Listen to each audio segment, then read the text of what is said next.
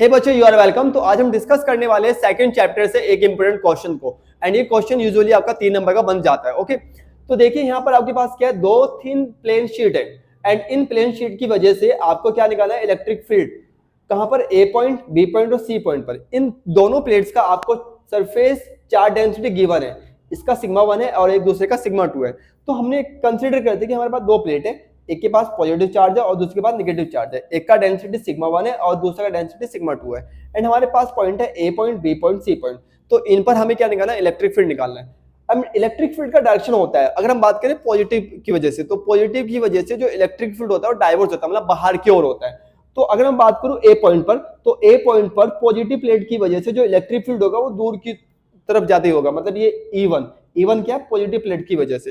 And negative plate की वजह से जो इलेक्ट्रिक फील्ड होता है कैसा होता है, कन्वर्ट, मतलब अपनी ओर। तो नेगेटिव प्लेट की वजह से जो इलेक्ट्रिक फील्ड होगा वो इनवर्ड होगा। ओके, तो ये E1 और ये E2, ये पॉजिटिव प्लेट की वजह से और ये नेगेटिव प्लेट की वजह से। आप देख सकते हैं कि ए पॉइंट पर जो इलेक्ट्रिक फील्ड है ये आपस में अपोजिट है। क्या है, अपोजिट है।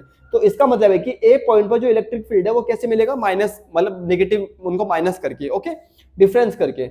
इसी तरह से आप देख सकते हैं सी पॉइंट भी आउटसाइड है। ओके, तो सी पॉइंट पे भी जो इलेक्ट्रिक फील्ड है इनकी जो डायरेक्शन है कैसे होगी, अपोजिट। बिकॉज माइनस प्लेट की वजह से इलेक्ट्रिक फील्ड क्या होगा, इनवर्ड होगा, ये माइनस प्लेट की वजह से सेकंड, और प्लस प्लेट की वजह से जो इलेक्ट्रिक फील्ड होगा कैसा होगा, आउटवर्ड, मतलब दूर की ओर जाते हुए। ओके, तो यहाँ पे इलेक्ट्रिक फील्ड क्या अपोजिट है, तो यहाँ पे क्या होगा, माइनस करना पड़ेगा आपको नेट इलेक्ट्रिक फील्ड निकालने के लिए। इसी तरह से बात करें बी पॉइंट का, तो बी पॉइंट पर जो इलेक्ट्रिक फील्ड है उनका जो डायरेक्शन है सेम आएगा। कैसे सेम आएगा, बिकॉज पॉजिटिव प्लेट की वजह से जो इलेक्ट्रिक फील्ड होगा कैसा होगा, आउटवर्ड, मतलब बाहर की ओर, और माइनस प्लेट की वजह से जो इलेक्ट्रिक फील्ड होगा कैसे होगा, इनवर्ड, मतलब अपनी तरफ। ओके, तो दैट्स वाई जो डायरेक्शन है क्या आएगा, सेम आएगा। तो बी पॉइंट पर जो इलेक्ट्रिक फील्ड है आपको प्लस करके मिलेगा, एंड आउटसाइड जो इलेक्ट्रिक फील्ड है कैसे मिलेगा, माइनस करके मिलेगा।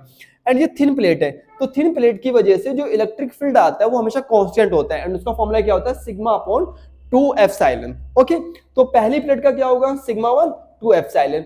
इसी तरह से सेकंड प्लेट का क्या होगा, सिग्मा 2 2 एप्सिलॉन। ओके, ये फिक्स फॉर्मूला है, मतलब ये आपका कांस्टेंट टर्म्स होती है।